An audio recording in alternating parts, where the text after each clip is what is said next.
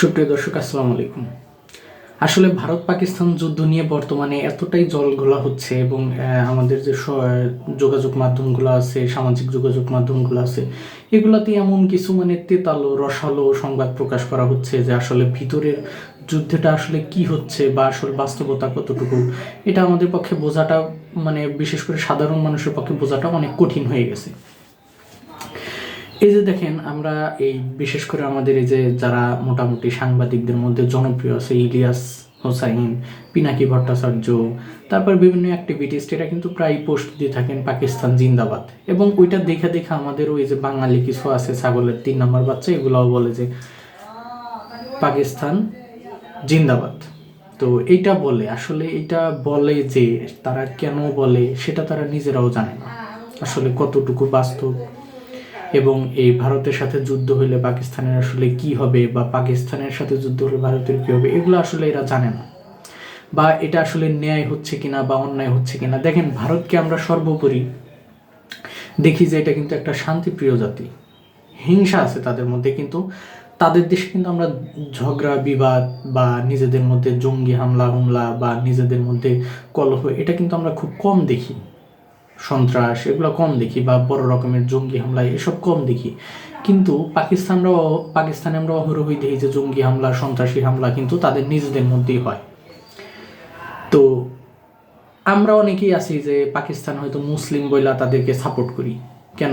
মুসলিমদের কি দোষ হয় না? আমি নিজে একজন মুসলিম, সেই দায়িত্ব থেকেই বলছি যে কেন, যদি ভুল করেন সেটা হোক মুসলিম, হিন্দু, খ্রিস্টান, যেই ভুল করুক, আমার মনে হয় ভুলটাকে আগে দেখা দরকার।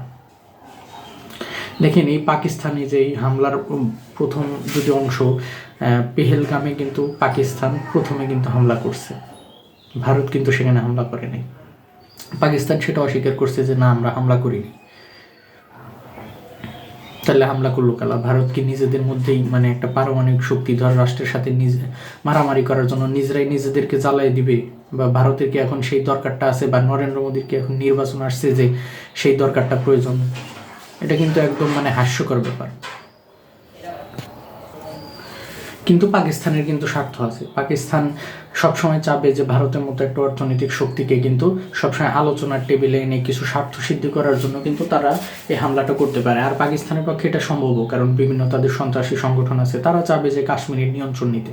কিন্তু ভারতের কিন্তু এটা প্রয়োজন নাই। ভারত সব দিক দিয়ে এখন মোটামুটি স্বয়ংসম্পূর্ণ হয়ে গেছে। তো এইটা গেল একটা ব্যাপার। তো পাকিস্তান যদি ভারতকে আঙ্গুল দেয়, প্রথমে হামলা চালায়, তাহলে কি ভারতের পক্ষ থেকে কি হামলা চালানো হবে না? নাকি ভারতকে আঙ্গুল চুষবে? আপনার যদি নিজের জমি কেউ দখল করে নেয়, আপনি কি হামলা চালাবেন না? এটা তো দেখতে হবে কিসের মুসলিম কিসের হিন্দু। ভুল করলে অবশ্যই তার শাস্তি হবে। তো ভারত সেই পক্ষ থেকে আজকে হামলা করছে, কালকে হামলা করছে।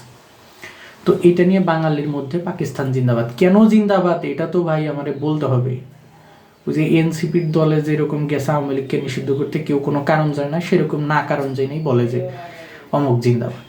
তো আমাদের বাঙালিদের অবস্থাটা বর্তমানে এইরকম হয়েছে। এবং ভারত যে শক্তি, অর্থাৎ স্বয়ংসম্পূর্ণ একটা দেশ, অর্থনৈতিক দিক দিয়ে বা আমরা সব দিক থেকেই কিন্তু তারা দেখি যে অনেক এগিয়ে গেছে।